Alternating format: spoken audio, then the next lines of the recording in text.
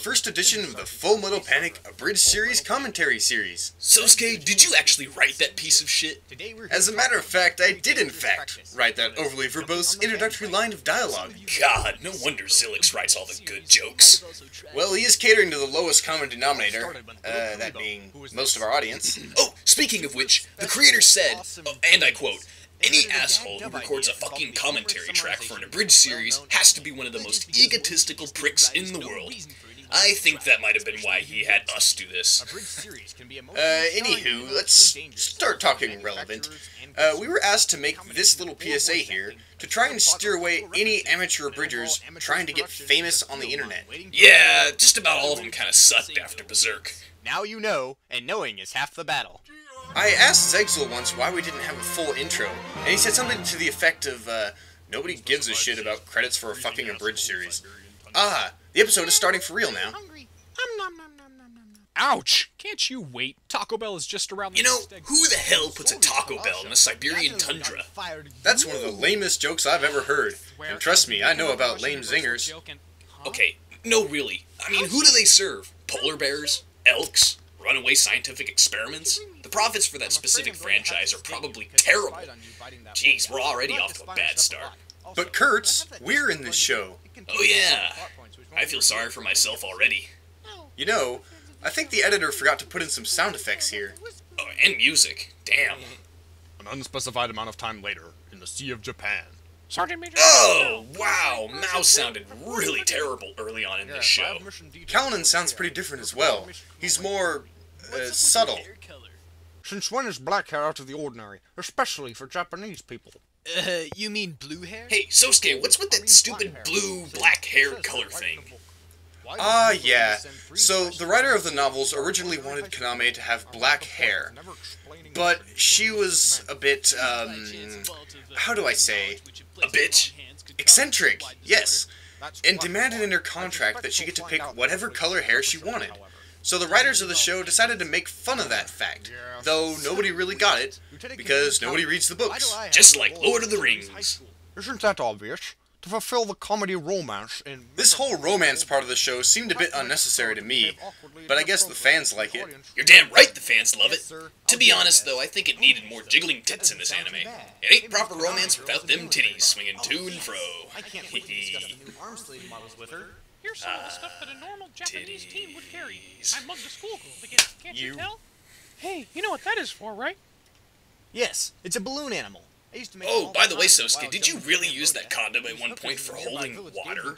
Of course. In one of my excursions in Lebanon, I really did have to resort to using them. They're quite durable, you know. Well, they kinda have to be for what they are. Pictures are fun. Oh, yeah, and I noticed that shot really doesn't show your lower torso. I really wanted to get the uncut version. Pun intended. That was a bit of an awkward scene, especially to film. People, since Sousuke's a little bit impotent, we actually had to have Mao... impotent. Sorry.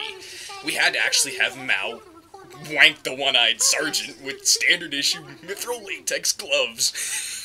Lubed, of course. This is no laughing matter, Kurz. Yeah, it is! Male sexual dysfunction is nothing to make light of. It's a quite common ailment that could affect anybody, even you. Well, I guess it helps you when you survey Kaname in the shower. Mao would never let me do that. Well, at least I got to watch her in the street. Gotta have something at least. Something's wrong with this video monitoring equipment. Sousuke? About those screens, we actually really had no money for the pilot, so we had to go and take still photos of Kaname and then tape them onto the monitors. Which were made of cardboard, along with the truck, the AS, the helicopter back there, the submarine, and... Oh man, Mao was really lucky and she got a fancy papier-mâché headset. My weapons were crappy Chinese airsoft guns the writers bought at an anime convention. I think they must have spent most of the budget on body pillows of Sakaki, Asuka, Haruhi, and a few others. And the worst part is they wouldn't even share them. Kurz, would you really want them after they were done? Never mind then. In case you're wondering, she pulled that gun from straight out of my pants. There was a line in there we cut. Is that a gun in your pocket, or are you just happy? To which I was supposed to say, I don't know what happy means. At least the writers came to their senses and bypassed some of the penis jokes. Alright, everybody, this is Sousuke, our new transfer student. Ah, the stereotypical introduce the new kid to the whole class spiel. Takes me back to high school. They did that in Germany too? Well, yeah, do you think America and Japan are the only countries in the world who love humiliating new kids? Alright, man. I never went to high school, so I wouldn't know. This was certainly a new and invigorating experience, even though it was staged and everything. Well, they came close enough. What do you like to read? I enjoy reading naval periodicals, AS Monthly, Jane's Almanac on arm slaves, and the ingredients labels on my snack packs. Ingredient labels on your snack packs. God, these writers had to be smoking something for this part, right? To be honest, I was gritting my teeth the whole time. These lines were just so bad. All that blue hair shit. I guess they were trying to make a running gag or something. What a stupid idea that was. Yeah, this entire scene is full of just bad writing, bad lines, bad jokes everywhere. I mean, they probably got better as the show went on, but I wasn't really paying attention. I was just reciting lines. I didn't really give a shit. Yeah, voices weren't so good either. Especially this one. Freaking, didn't that gay voice blow up at the beginning of the episode? Continuity issues, people. Honestly. And why is it coming out of that character's mouth? Oh, yeah, so remember those CDs that Mal gave me earlier in this episode?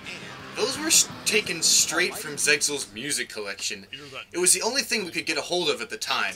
I honestly couldn't believe he listens to that crap. I mean, Satan's almighty penis? I mean, I could maybe get Fall Out Boy if he was really emo or something, but what the hell is Satan's almighty penis?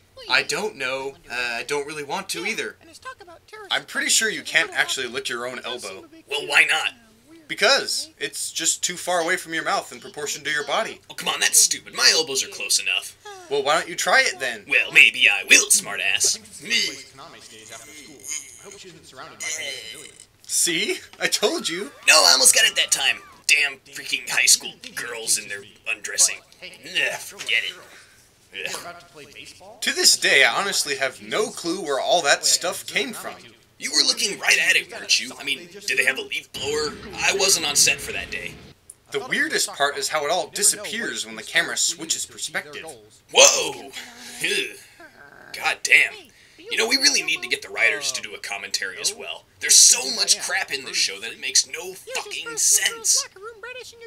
Ha! See? Sousuke, it really is possible. You just gotta get someone else to do it for you. And I'm still not gonna do it. Not for Kaname, and especially not for you. Later that day, in the safe house, only a stone's throw from Kaname's apartment. Yeah, that wasn't really a beer at all. It was just Diet Coke and Mentos. I am disappointed. Hamsters. Can we end the episode soon? I'd like to get out of these handcuffs. Well, how can we conclude it? Every way I can think of seems awkward and unnatural. This whole thing was awkward and unnatural. A journey through the soul. What a fitting ending. Indeed, a suitably crappy ending to a crappy pilot. Was that some cheap pop philosophy they tried to throw in there at the last minute? Don't know, don't care. Oh, looks like we're out of time. I hope you enjoyed our bullshit, because you certainly seem to enjoy Xyxl and Xilix's bullshit. Good night, everybody.